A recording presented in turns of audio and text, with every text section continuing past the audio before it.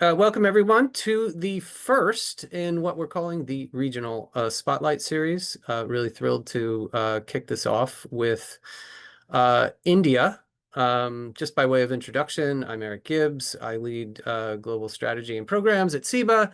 And I just recently returned from India, where I had the pleasure of engaging with some of our speakers today in a supplier training, which we held last week in Chennai. Super exciting, all of the clean energy development that's taking place in India. Super exciting from the standpoint of C&I customers, lots of options, potential cost savings, and of course, climate benefits. So really pleased to be here. We've got a fantastic group of speakers and that we'll get to in just a minute. But I think we have a little bit of housekeeping to address before we get right into it. Yeah, just a little bit about SEBA. If you don't know us, we are the Clean Energy Buyers Association. We have over 400 members. We represent some of the world's largest clean energy buyers and developers and service providers. You can see what we are trying to do, both in the US as well as globally. Essentially, we're trying to create better markets for clean energy investment, development, deployment, and yes, procurement for our buyer members.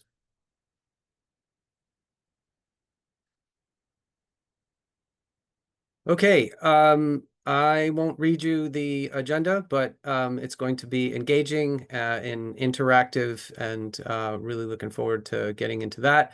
Before we dive into the content with our speakers, I think we have an antitrust reminder, which I won't read you all of the bullets here. I think most, hopefully all of us are familiar with antitrust.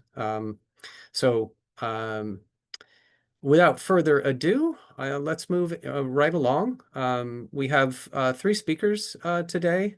Nuvodita Singh from RMI, Mridul Chadha from Crisil, and Mathsy Kutty from the Climate Pledge. We couldn't be in better hands for this conversation.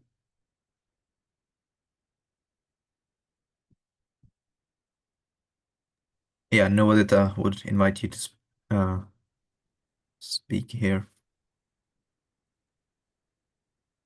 Great. To Ankur and Eric so much. I'll briefly introduce myself. I'm Nuvodita Singh. I'm a senior associate with RMI's India program. I work on supporting states with implementation of rooftop solar, and I also work on corporate RE procurement. Before I begin, I'd like to thank SEBA for having me on this webinar. In the next 10 minutes, and maybe lesser, I'm going to provide some context to help situate commercial and industrial consumers in India's larger clean energy narrative. We can move on to the next slide. Yeah. And then lay out some of the clean energy procurement options briefly, as I believe this is something the other speakers will also get into. And then talk about some recent developments and what that means for CNI buyers. We can move on to the next slide. Great. So let me start by introducing some of India's decarbonization goals. India is one of the largest power systems in the world, with about 490 gigawatts of total installed capacity as of this year. And as you may have seen in the news, in July this year, we hit the 50% installed capacity from non-fossil fuels mark, 5 years ahead of schedule to achieve our stated NDC, or the nationally determined contribution to the Paris Agreement. We're also committed to 500 gigawatts of non-fossil capacity by 2030. And currently we're about at the halfway mark, with solar and wind forming the lion's share of this capacity at about 175 gigawatts. Now, India also aims, in addition to this, the net zero emission target by 2070. So these are some of the broad decarbonization goals that we have committed to. For corporate buyers or commercial and industrial consumers in particular, these, of course, these are national priorities, but they're also very much the context in which they operate. So it's important for us to understand why are CNI consumers important to India's decarbonization goals. Now, the CNI segment consumes nearly 50% of India's electricity. So meeting this electricity with RE can have a massive impact on RE deployment. Currently, corporate RE capacity is at about 45 gigawatts.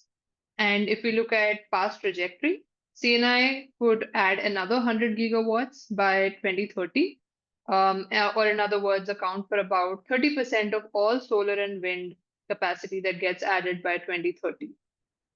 At the same time, I would like to add that renewable energy also makes a lot of economic sense for CNI consumers, as they could benefit in terms of savings on cost of electricity.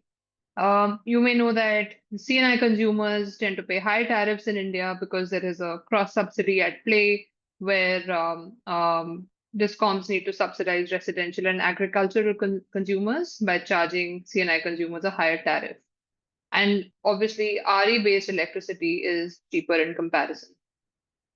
And in addition to the economic savings, there are also additional reasons like voluntary commitments that corporates are increasingly making to RE100 or have ESG goals, or they're being pushed by their investors to really prove themselves on their environmental standards.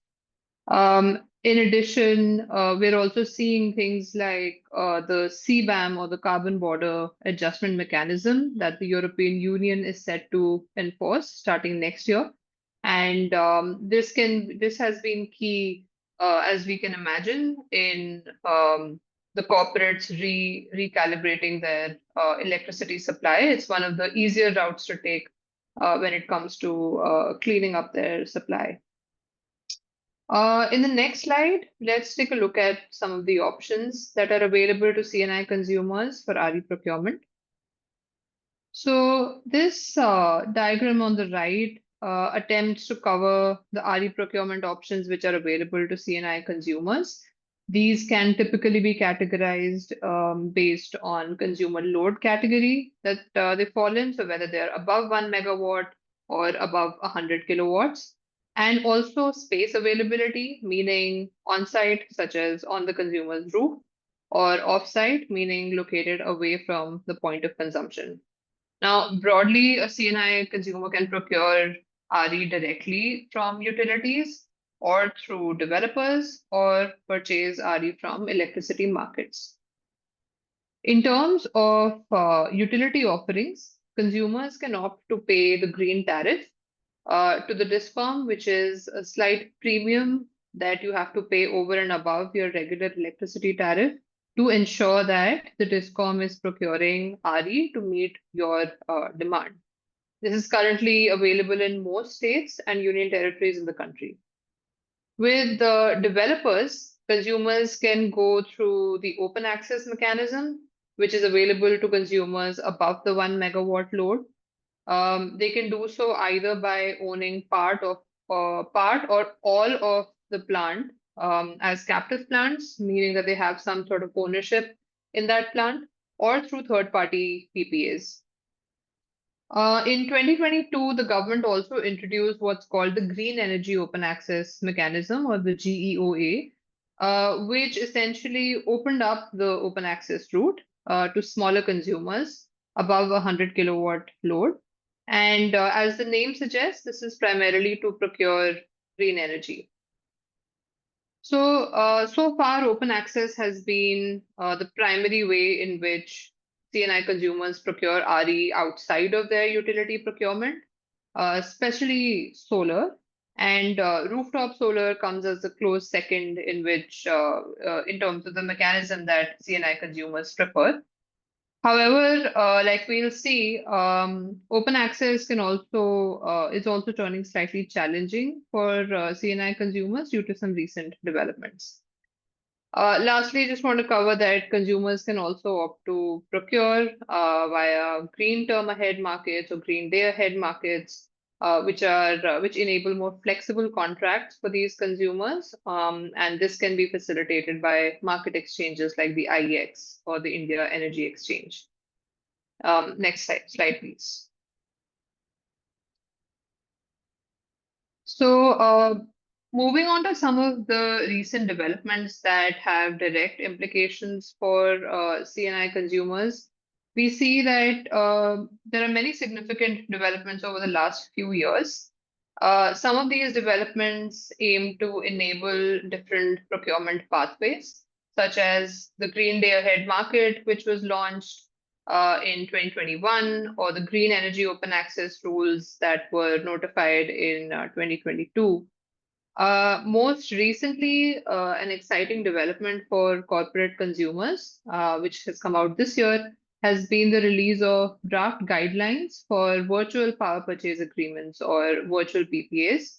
I won't get into the detail of this, but these are essentially agreements that decouple physical delivery of power from its renewable attributes and also offer a level of geographical flexibility. So it could potentially enable faster deployment of RE, which is beneficial to both corporate consumers as well as India's RE goals.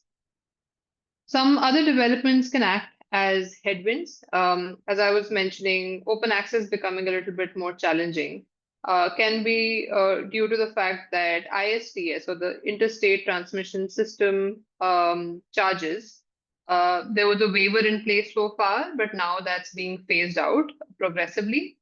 This can have a negative impact on the economic appeal of some of these large-scale RE projects that consumers have tapped into or plan to tap into.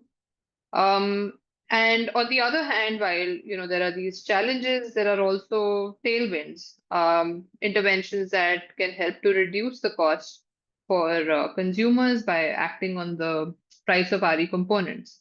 So, for instance, the PLI, or the Production Linked Incentive Scheme for batteries that came out in the early 2020s, or the second tranche of viability gap funding for batteries, which was recently announced, have been instrumental in bringing down the price of batteries. And we know that the prices of batteries have declined almost 80% in this past decade. So this is significant because, one, you can see that as more and more RE or variable or intermittent energy is being integrated into our supply, there is an accompanying demand for more firm or dispatchable clean energy, which requires the integration of batteries. And secondly, this also applies to corporates who have so far, let's say, relied on energy banking facilities to tap into solar energy in non-solar hours. Now, this is important because there was a recent instance that involved a discom in Maharashtra wanting to restrict energy banking facilities to only solar hours. And essentially what this would do is reduce those benefits of that the energy banking facility was so far offering corporate consumers. Of course, soon after that, the High Court put a stay on this. But in a scenario where this becomes a trend, corporates will also start to explore RE integration with battery storage systems and think in terms of more round-the-clock clean energy supply. So that's on batteries and the developments there.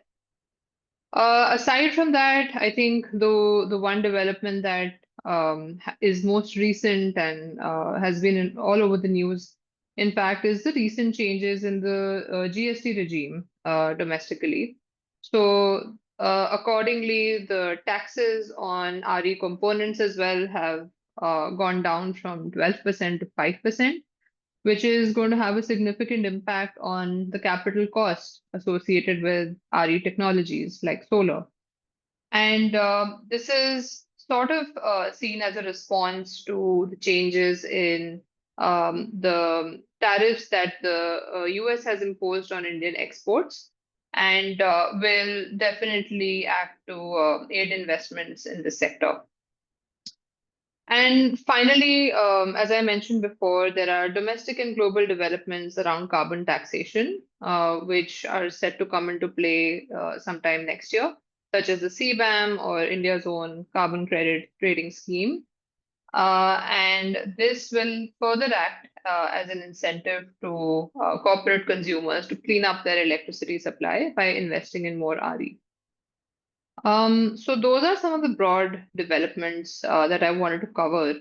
I think to close, I'll just say that CNI consumers have the incentive for investing more in RE, clearly. But in doing so, they're also critical drivers of India's renewable future and one to watch very closely in the years to come.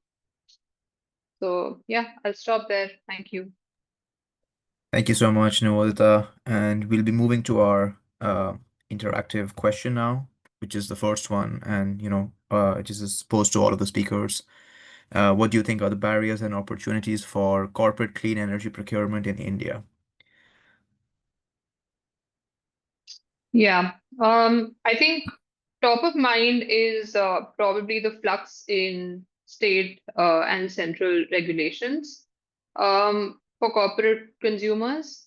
Like I mentioned, some of the changes that are happening with respect to ISTS, although this is a planned phase out, but also differences in terms of banking regulations or open access regulations across states can be challenging for corporate consumers. And maybe because of that, there is an opportunity for states to now start considering within state generation and how they can tap into that.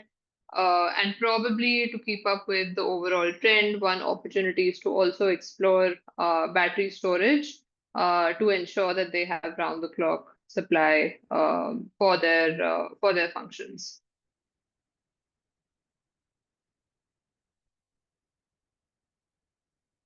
Great. And anyone else have any views or thoughts on this? You can write them in the chat as well, or you can unmute yourself.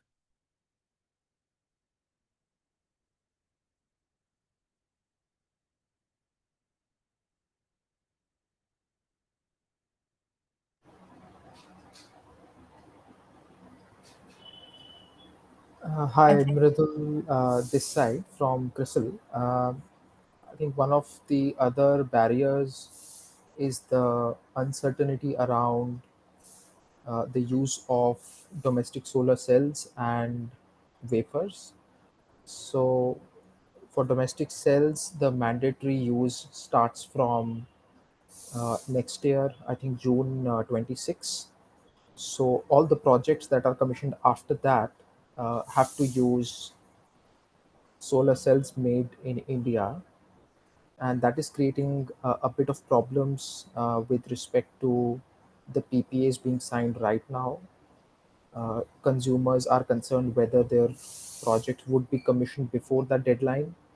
If not, who will uh, face the financial loss related to the additional cost coming in from the higher capex? That is one of the current problems that many consumers are facing.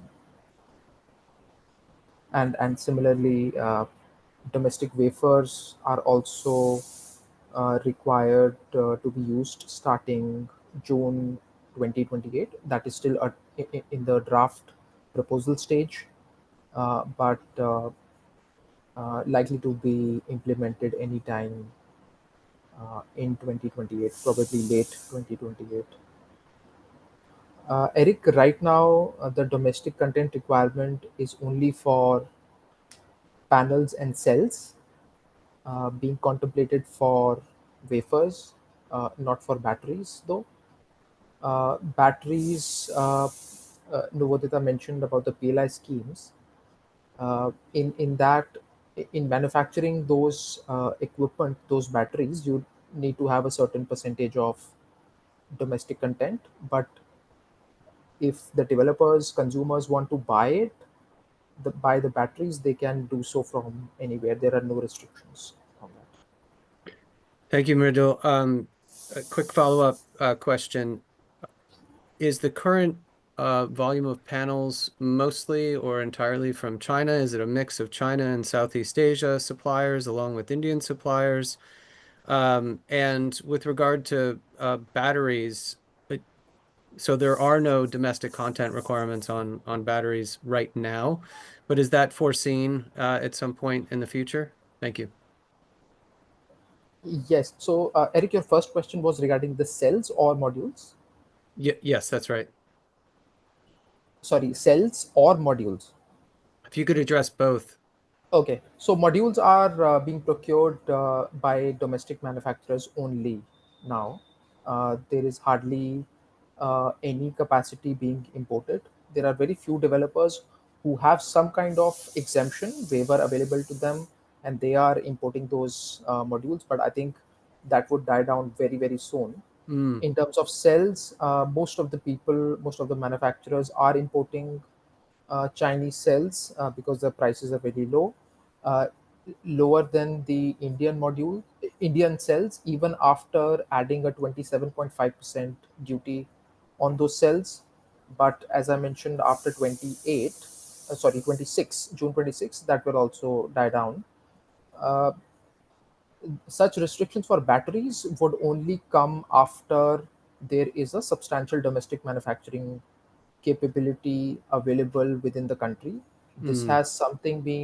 This is something that MNRE has learned uh, during the implementation of modules and cells restrictions. So they are going to wait for substantial domestic capacity to come online and then implement these restrictions. Thank you very much. Thank you, Mridul, and we can kind of move to your the next session and hand it over to you now. Sure.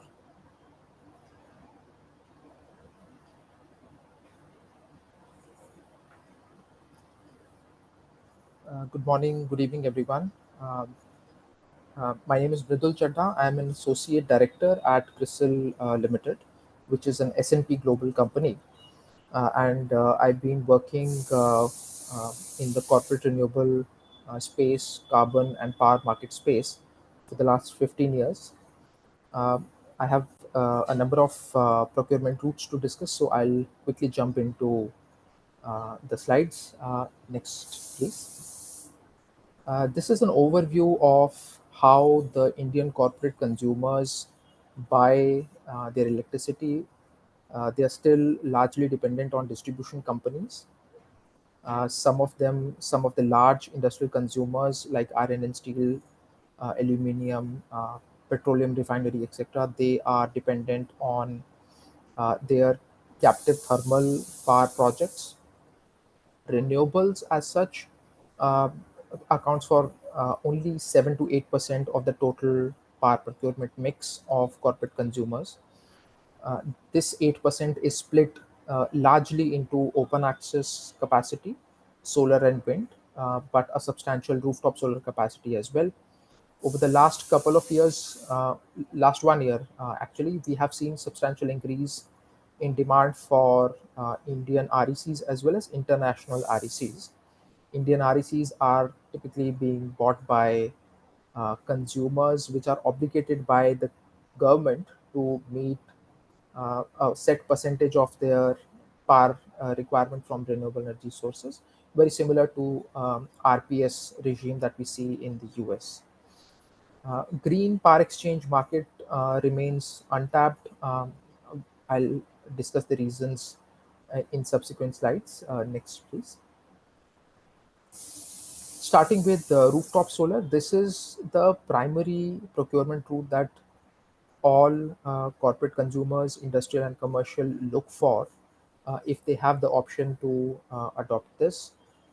There are different business models, capex, opex, and deferred capex as well. Uh, just some innovations that the installers are trying these days um, to ensure that they get as many consumers as possible. There are multiple connectivity arrangements as well, by connectivity arrangement, I mean how the surplus electricity would be accounted for within your electricity bills. gross metering. I think everyone knows net metering. Over the last 2 to 3 years, many corporate consumers have switched from net metering to behind the meter systems. In this case, you will not be able to inject any surplus electricity to the grid when your demand is low, for example, on weekends. And as a result, you need to size your systems very carefully. Rooftop systems are very suitable to consumers with rooftop rights. So, corporate consumers who are operating from leased premises that do not have meter ownership, they may lose out on this very crucial procurement route, which is the cheapest among all the procurement routes. But there have been cases, some of the SEBA members who are operating out of India have been able to enter deals with the tenants, for example, mall owners, and set up rooftop systems exclusively for their use. Next slide, please. Moving on to open access, there are multiple technologies. Solar, wind have been the most popular for many years. Now, increasingly, large consumers, even medium sized consumers, are also looking actively to contract wind solar hybrid capacity. uh, Developers are starting pilot projects for adding storage to their solar projects. This is being done in order to address a the demand from the corporate consumers for a uh, more predictable supply throughout the day instead of just the solar hours. And two, there is a threat, as Nuvodita mentioned, that increasingly states would take away the banking provision for surplus solar wind energy. In terms of connectivity, there are two options, interstate and intrastate, depending upon where the project is located and the consumer is located. In terms of business models, there are three: third party, a simple PPA with no capital investment; 100% captive, where the consumer owns the entire project fully. Group captive is where you need to make a nominal equity investment of 7.8% of the project cost, and you also enter a PPA with the project developer. Again, meter ownership is essential for getting into open access, but there are some project developers uh, who may offer certain solutions to work with the property owner to help out consumers get open access. As I mentioned, group captive is the most popular business model within this procurement route. It allows companies to get access to renewable power at a much cheaper rate because of exemptions of certain grid charges. Next slide, please. As I mentioned, now actively consumers are looking at some of the hybrid solutions. If you have a high daytime load, you will go for a solar heavy project, and vice versa for uh, a load that is more during the evening or night hours. Next slide, please. This is the landed cost. These are the landed cost numbers for a corporate consumer connected to 33 kV voltage in the state of Karnataka. This is for a solar power project. On the left hand side bar, you will see the landed cost for a captive uh, model, a project under the captive model, which is significantly lower than a project which is under the third party model. This is because the top two charges on the right hand side, that is cross subsidy surcharge and additional surcharge, are not applicable on the group captive projects. So it pays off well if you can make even some nominal equity investment into your projects. There is also a minor difference between the PPA tariffs for captive projects versus third-party sale projects. That is because in the captive projects you are making an equity investment. Next slide, please. Uh, Interstate open access has emerged as a very important opportunity for consumers that are located in states that do not have substantial solar or wind energy resources.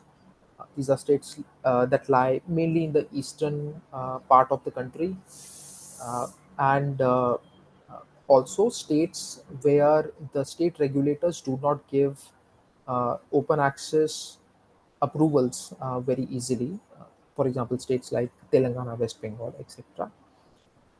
While the waiver on interstate transmission charges is gradually being taken away, we believe that in certain states it does make sense, even if you interstate open access does make sense even if you are getting just 25% of the waiver being offered by the central government.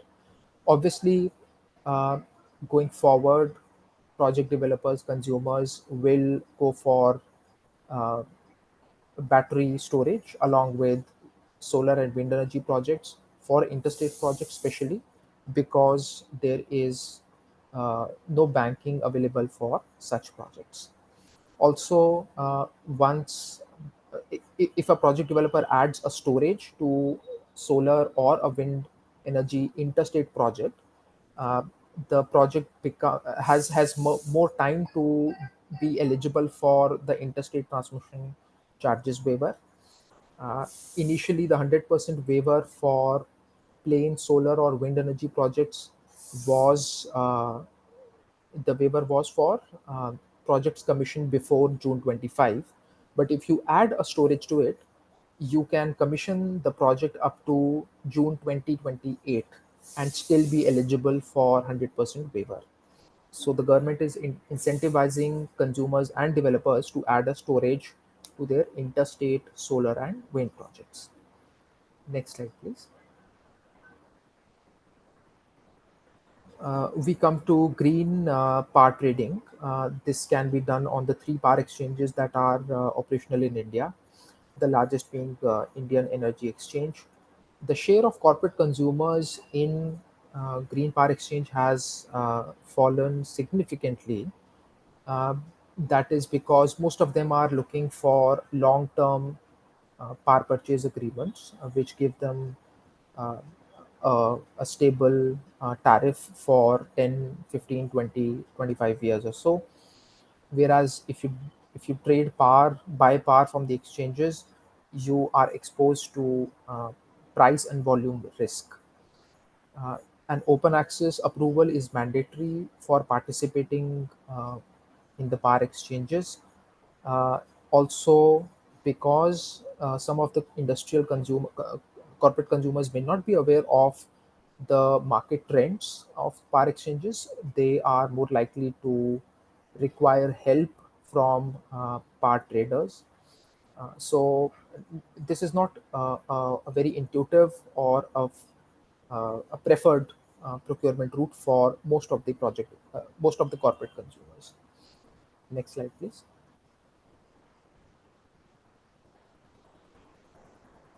Renewable energy certificates. Uh, I think everyone knows what they are. As I mentioned, over the last year or so, because of the introduction of renewable consumption obligation, in addition to the renewable purchase obligation, uh, the demand for Indian RECs has increased significantly, and so has the capacity being registered in that scheme. It has also increased sharply. On the other hand, developers who were earlier looking at international RECs are now, because of the increasing demand, looking at Indian REC scheme. Next slide, please. VPPAs is something that has been is being practiced by some of the international consumers in India that have experience in VPPAs from their native countries like Europe and North America. They are the ones who are the primary, who are the torchbearers for implementing VPPA or quasi VPPA structures in India. CRC has introduced draft guidelines. Many companies have given their comments as well on those draft guidelines. So it is a matter of, I would say, weeks or a few months before we see the final draft guideline. Sorry, the final guidelines. Um, but even before these guidelines are implemented, many project developers are offering structures very similar to VPAs. Next slide, please. Green tariffs are something that are absolutely not related to renewable energy at all. Uh, even if you even if you buy your electricity by paying a premium at green tariffs, the distribution company does not procure any fresh renewable power for you. There is absolutely no change in how the distribution company buys electricity, whether or not you pay a premium on your electricity tariffs. I think there is an issue with the map. It should be an India map. So we generally do not recommend green tariffs to any of our corporate consumers whom we are advising. Next slide, please. To summarize, this is the penetration that a typical corporate consumer can achieve using the different procurement routes, starting with rooftop solar. Depending upon your connectivity, you can reach up to 15 to 20% of RE penetration. Open access will take you to 80% depending upon your technology.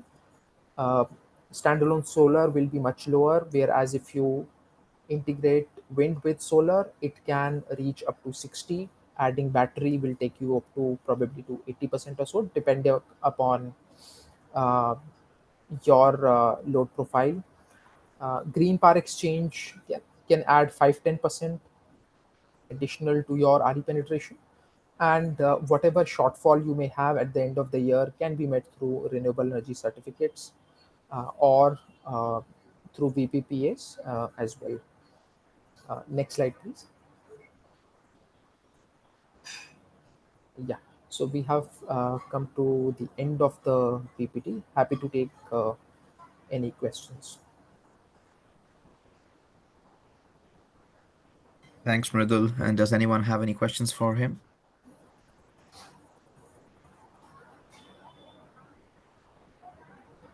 If not, we can move on to our interactive session 2.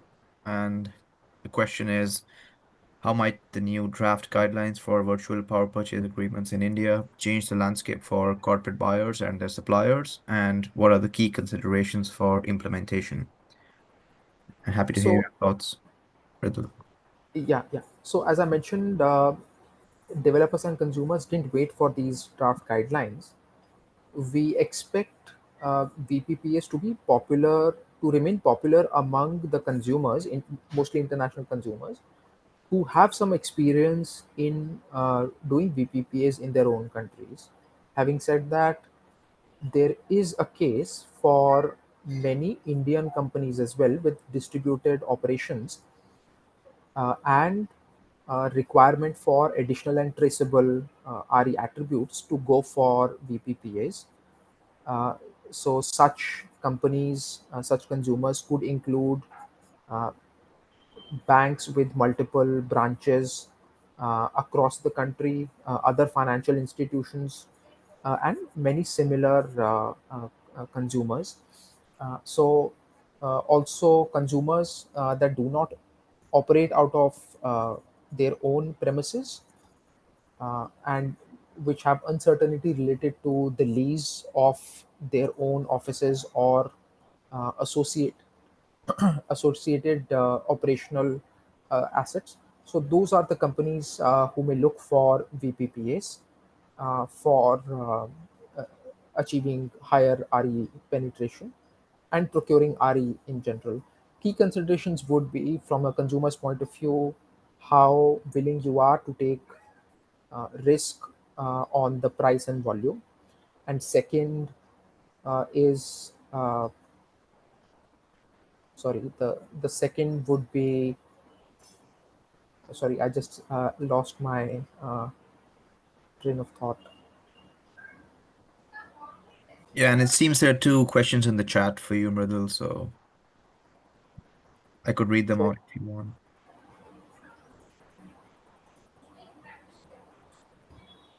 yeah, so one is about the savings. Uh, I think the savings are not stable, or so in a physical PPA, you have an outlook on the savings that you may have, a better outlook on the savings that you may have for the next 10, 15, 20 years or so. In VPPA, the savings are tied to the price and volume of the exchange. Consumers, because they do not have knowledge of day-to-day operations or medium or long-term part demand supply that will come on the exchange, are completely dependent on third parties to ensure that they get some savings uh, through VPPAs. But as I mentioned, there is still a business case for some companies. And the second point that I second consideration for consumers looking at VPPAs is additionality and traceability of attributes. If that is your principal requirement, you should definitely look at VPPAs. To be Indian RECs and institutional contract assignment. Yes. So more than 50 companies and agencies have submitted their comments on the draft guidelines. This is one of the most common comment that has been submitted, that the CRC should not restrict VPPAs only to Indian RECs. All the other international attributes should also be considered and should be allowed as part of the VPPAs.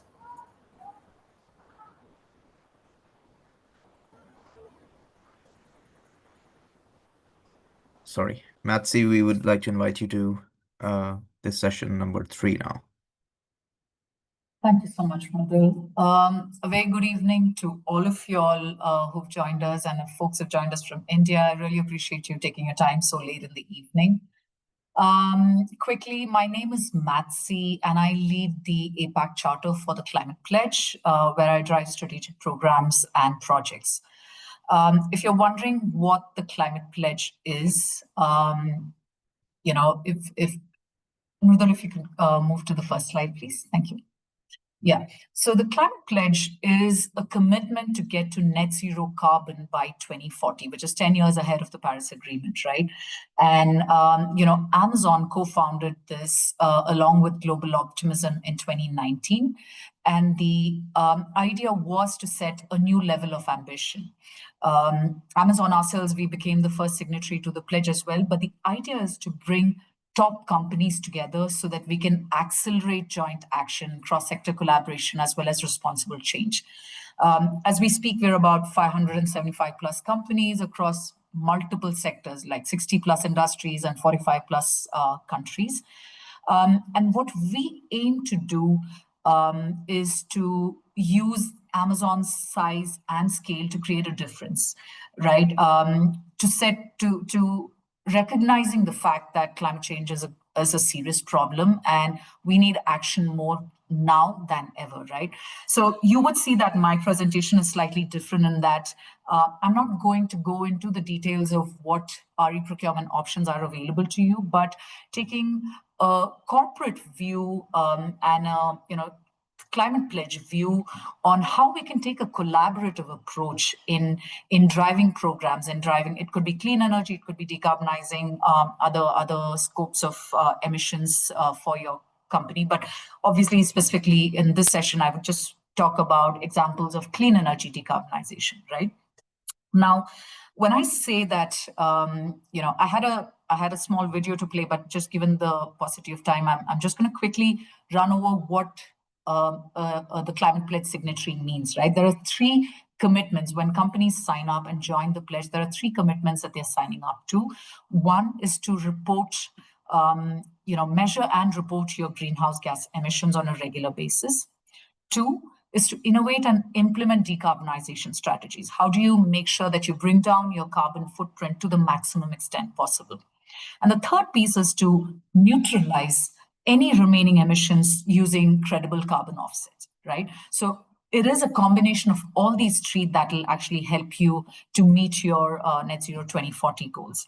And so the intent is for the climate pledge, the intent is to send a strong signal that there is there's a need for rapid growth and demand in products and services that are low carbon, right? Not just for brands, but also the value chain to think through that. And we realize that time is of essence, and we can't, only when we come together, we would be able to drive change much faster, which is exactly why we created what we call the joint action projects, where we collaborate with, the Climate Pledge collaborates with the signatories on shared challenges and solutions, on initiatives that can actually help accelerate their journey to net zero carbon. So anything, be it when we talk about clean energy transition, it's not just one company or one sector, one geography that is looking at accelerating clean energy decarbonization or clean energy transition, right? So how do we bring all of these together, different sectors, different companies and geographies to come together to work on a common problem? Which is a great segue to my next slide, where I want to talk about, an example. Mridul, if you can go to the next slide, please. Thank you. So, this is an example of a joint action project that is led by the Climate Pledge. And just taking a step back, we had conversations once a lot of companies joined us. We had conversations with signatories and potential prospect signatories to understand, where are they finding, what's like top of mind, what is the top priority for them when they look at their decarbonization journey, right? And many people said there are things that, of course, transport and clean energy transition for their own operations are very critical, but many companies came back to us and said, you know what, it's the value chain. It's our, while we've figured out how we can transition to clean energy, it is people in my value chain that I need to be influencing and getting them to get on a clean energy transition journey as well, because, depending on the sector you're operating, for example, the textile sector, 95% plus of your emissions lie in the value chain, right? Similarly for the electronics, the automobile sector, etc. So it's very important that we help decarbonize, or we help our suppliers get on this decarbonization journey. So we went back to the drawing board and we said, how can we solve this problem? Because this is not an individual location or a sector problem, right? So obviously we had to choose a sector to start with so that we can have operations and networking opportunities and available. So we said, there's a lot of work happening in electronics. How about we pick up the apparel and the footwear sector, which has large presence in terms of value chain, supply chain in the APAC region, right? So we decided to work on a project that actually helps address this for suppliers, and not assuming that all that the suppliers want today is the solutions, right? You saw in the previous, our previous 2 speakers did a great job at, still on the first slide, sorry, on the previous slide. The previous speakers spoke about, what options are available, right? Now, we don't want to assume as large corporates that every supplier is very well aware of these options. Sometimes you need to handhold them to help them understand what options are available, what tools are available, what standards are available out there. For some mature organizations, it could just be, we need to get to the solutions. We understand what RE options are available. Just help me get my rooftop solar on, or get, let me aggregate the demands and or procure RECs, right? So we took a 5-prong approach to engage with suppliers, look at the capacity building piece, bridge any knowledge gap that there is. Suppliers are also overwhelmed by the number of requests that they get for reporting their energy consumption, their emissions footprint, et cetera, et cetera. So how can we streamline that, working as a collaborative group of companies, right? And then, of course, help them with the solutions piece. So we chose the apparel and the footwear sector, as well as India and Vietnam as the places to start the program with. So we're taking a phased implementation approach. And over the next 3 years in these regions, we are working with 6 brands between India and Vietnam to help their suppliers get access to the information and the implementation that is needed to decarbonize. Mridul, if you can, Ankur, if you can go to the next slide, please. Just a few updates on where we are today in terms of the program itself. So we've been, we spent the initial set of months to engage with brands and understand, which locations would make sense, because we are taking a cluster approach. We wanted to be able to influence, if we, let's say, for example, we took Karnataka as the cluster, we want to be able to use the 5 facilities that are participating in the project to be able to influence a lot more companies in the region, right? So a lot of the initial efforts went into understanding which clusters would make sense, where do we have more brands and facilities located, co-shared facilities that are operating in which clusters, figuring that out to then decide where the program needs to be implemented, right? So that's the initial set of work that we did. And as we spoke to these brands, they also said that some of our suppliers are still need that, we need to bridge the knowledge gap. And of course, we partnered with SEBA to help deliver this program. The first one, we just came out of it, like Eric mentioned in the beginning.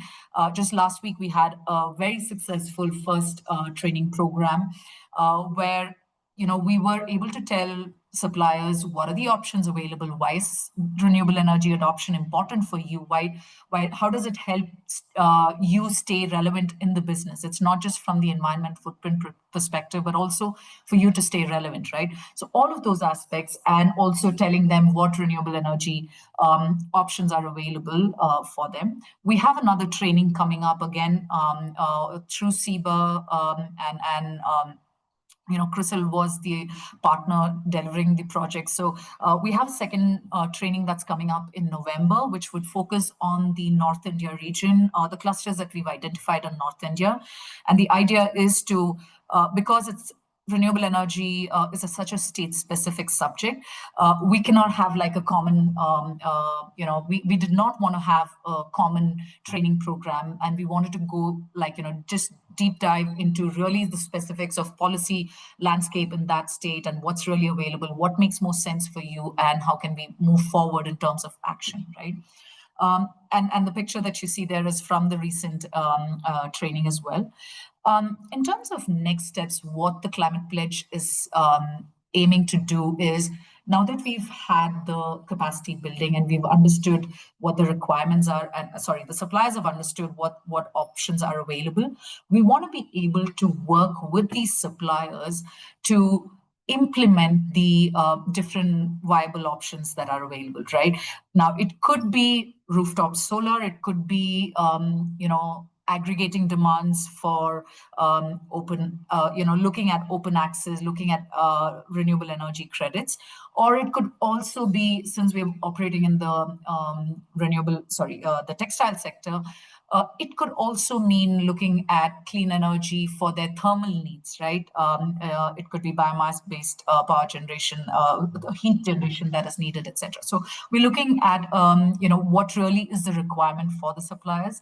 And to aid this implementation and the action piece of it, the Climate Pledge will be funding 25 suppliers, facilities, both in India as well as Vietnam, to at least do their first step, which is baselining and understanding where your emissions are coming from, what are, how can you bring down these emissions, and what does it mean in terms of investments, etc. So, the Climate Pledge is trying to drive this for the suppliers. And I want to just move to the last slide that I have here, which is, why does this approach that we're taking make sense, right? we've seen through our past projects, and even as we're having conversations with different brands, that one of the top benefits of taking a collaborative approach is we leverage the economies of scale, right? Because we are bringing in a lot of companies, a lot of suppliers, a lot of facilities together, we have better negotiation powers when it comes to dealing with project developers on solar or wind or any kind of even solar panel procurements, right? So that's one piece of it. Of course, the access to the free training that I mentioned earlier, that's also something that the Climate Pledge is funding. Using the cluster approach to influence a lot more companies. I kind of briefly touched upon it earlier. And also the fact that, with many brands being, many facilities catering to multiple brands at the same location, there is an opportunity for us to leverage the savings from cost sharing that can happen between brands. So we're trying to leverage that for the supplier project implementation itself, in addition to the TCP funding that I mentioned for the carbon tech assessment or the baselining of opportunities. And more than anything, I think one of the best things that we've seen through these joint action projects, and the same which I did witness in the last training that we did for clean energy, was the sense of community. And amongst the suppliers, we were able to build that sense of community amongst suppliers, where they realize that they're not alone in this journey. There's a lot of new evolving landscape when it comes to regulatory, the policies, etc. Even in terms of the demands that are coming from requests that are coming from brands. So just knowing that you're not alone in this journey, and you having the opportunity to work with this network and build this network beyond the training program itself, right? That's something that is really valuable, and we hope to kind of use that to kind of accelerate the adoption, clean energy adoption with the suppliers in the textile and footwear sector.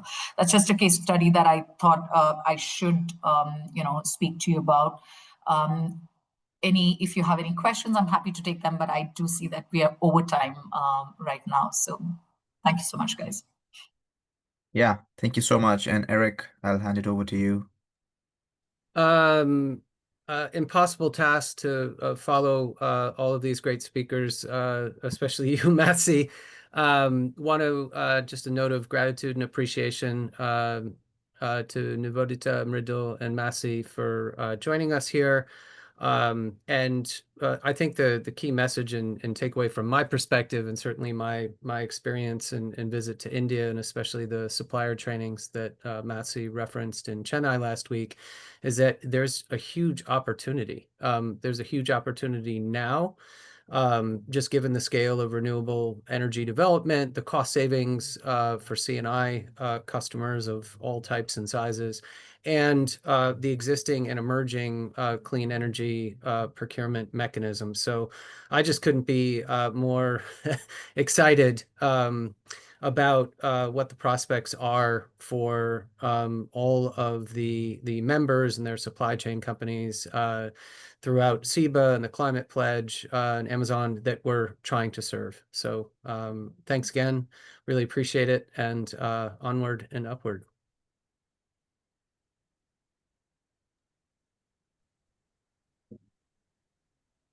Thank you so much, everyone. Thank you, everyone. Thank you. Thank you. Thank you.